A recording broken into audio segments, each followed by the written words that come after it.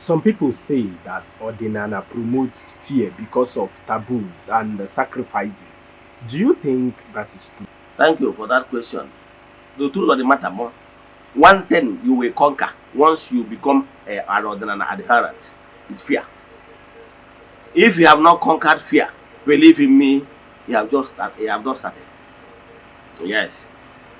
Only ordinary. I remember when I was in this Christendom, the charismatic and the rest of the Bible Society, I fear village people like tomorrow no day. The same way like you. That's your people, relatives, here, born again. Ask them to go to village.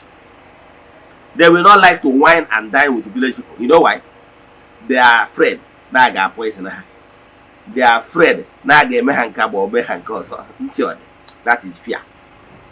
Those their uncle, some of them, even aqua white and aqua black, take on with you, drop wine in front of their gates or houses in the village. Half a child, they will not come village in next how many years to come for fear. Mother, the first thing you got conquer fear because you got to go how things work.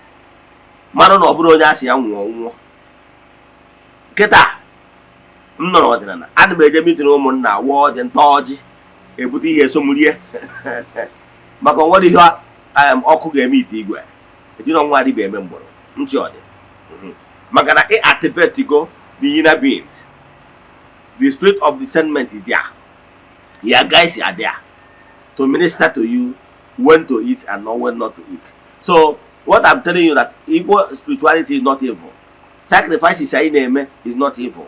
But from the point of how things work, that those things we are doing, recognizing our ancestors to celebrate them, then offer you for Saraka is never evil.